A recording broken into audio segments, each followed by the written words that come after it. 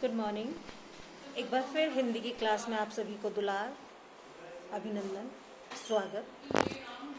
बच्चों, बहुत दिन हो गए, समय नहीं मिल पा रहा था कि मैं वीडियो भेज पाऊँ, क्योंकि थोड़ा सा बहुत ज़्यादा रश हमारे यहाँ रहा। एडमिशन्स जो किट्स पढ़ रही थी, उस चक्कर में आप लोगों से मुलाकात नहीं हो पाई। आपका चैप्टर का थोड़ा सा पार्ट रह गया था, इसको आज शुरू करेंगे।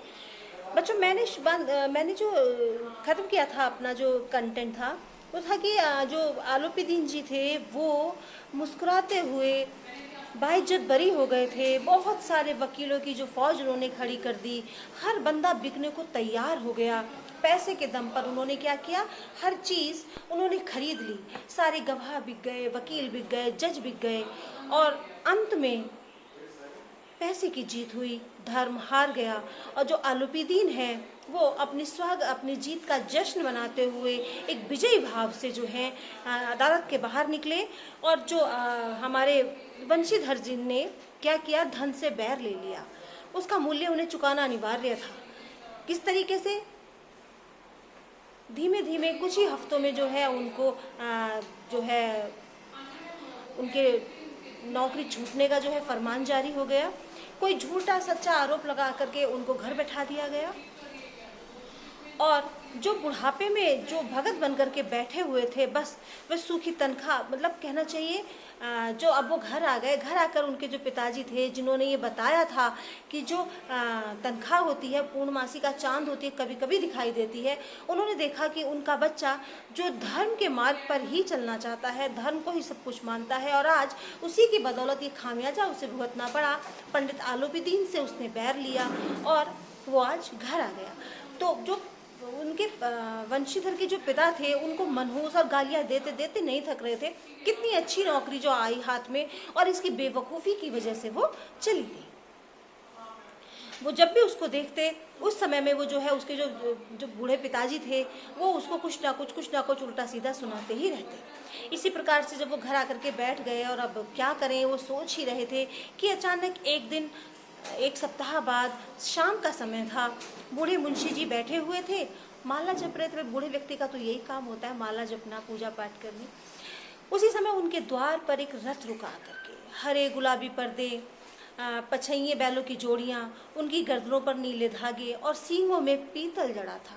उस समय में जैसे आजकल की जो बड़ी बड़ी रॉयल गाड़ियां होती हैं, उसकी जो जगह थी उस समय इसी तरीके का जो हमने वर्णन किया, उन घोड़ों ने, गाड़ियों ने ले रखी थी, और कई कई नौकर जो हैं लाठियां कंधों पर रखे हुए थे।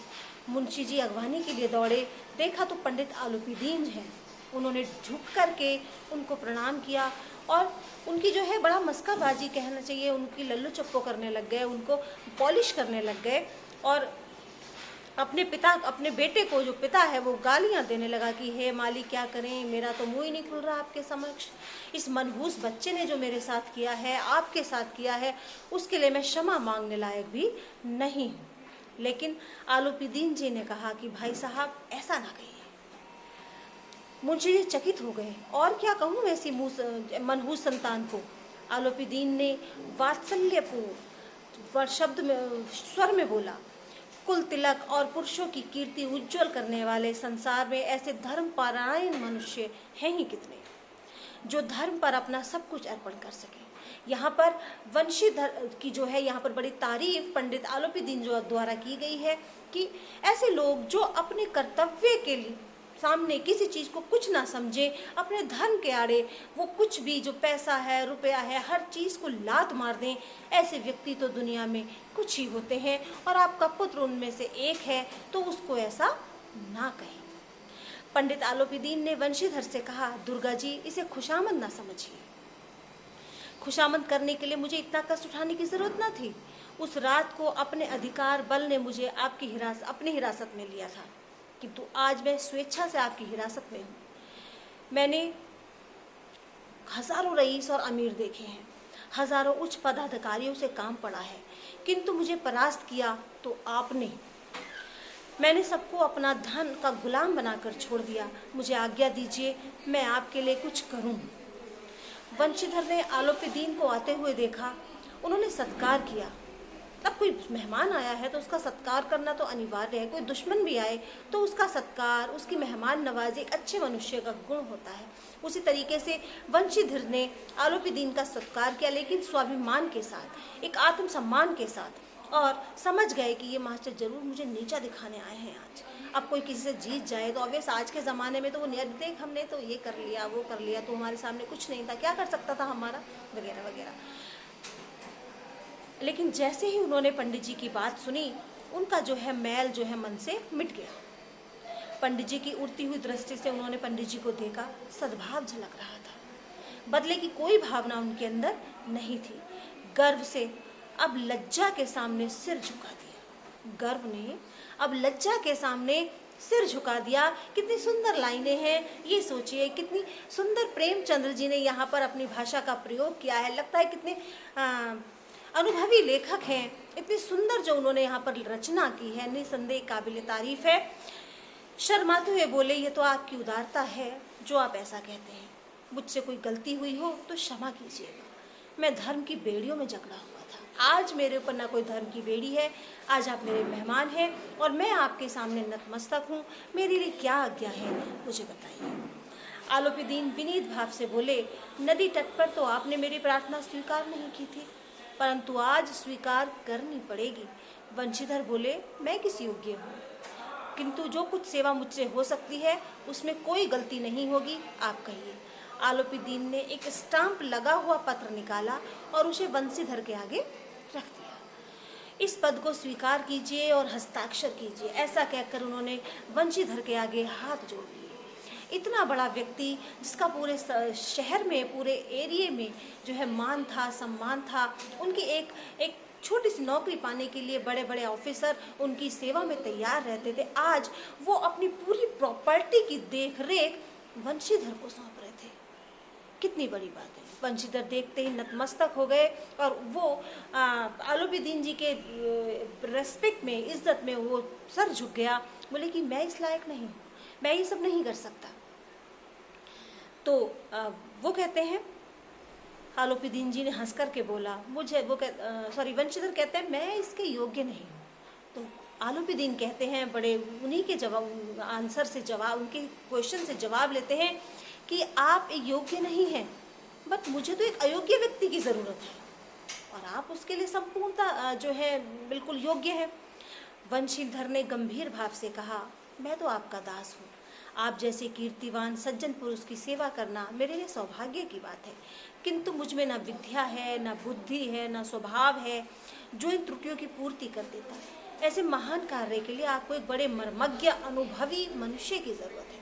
इसमें वंशीधर का बड़प्पन देखिए कि वो अपने आप को इतने बड़े पद के लिए अयोग्य मानते हुए स्वयं में कमियां निकाल रहे हैं कि मैं इस योग्य हूँ ही नहीं, मुझे तो इसके लिए बस क्षमा कीजिए, आपके को तो एक बहुत बड़ा अनुभवी व्यक्ति की ज़रूरत है जो मैं नहीं हूँ।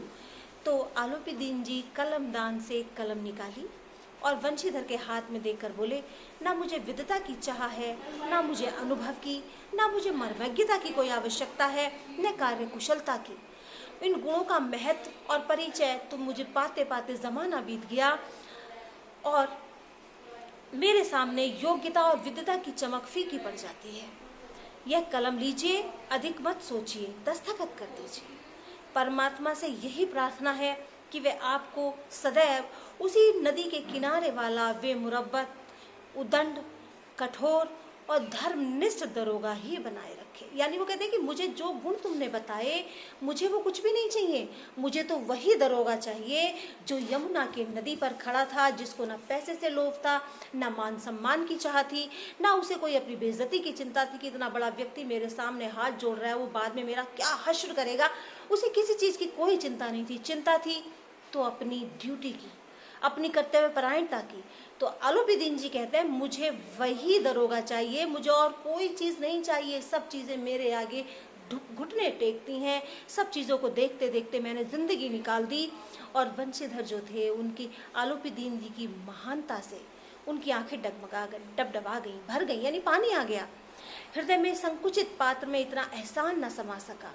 एक बार फिर पंडित जी की ओर भक्ति और श्रद्धा की दृष्टि से देखा और कांपते हुए हाथों से मैनेजर के जो कागज़ था उस पर हस्ताक्षर कर दिए और आलोपी दीन जी ने बड़ा खुश होकर के वंशीधर को गले से लगा लिया। इसमें बच्चों दोनों ही पात्र जो हैं अपने आप में कुशलता से भरे हुए हैं।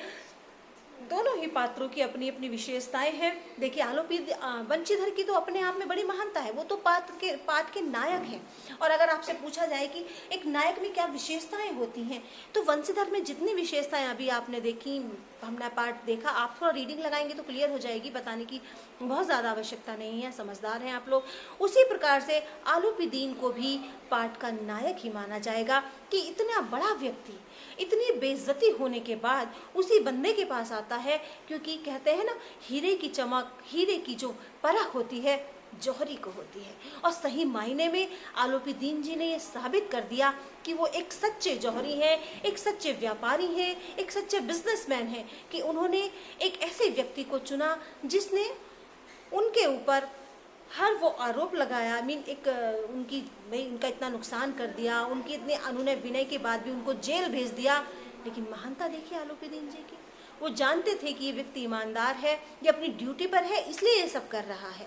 और उन्होंने जैसे ही मौका मिला वैसे ही उसको अपनी संपूर्ण जो पूरी प्रॉपर्टी थी जिसके वो मालिक थे, उसका मैनेजर बना लिया। तो पाठ की जो अंत था बड़ा सुखद हुआ, बड़ा अच्छा हुआ। तो हमें वंशीधर जैसा ही बनना चाहिए, उनकी जो विचार हैं उन पर चलना चाहिए।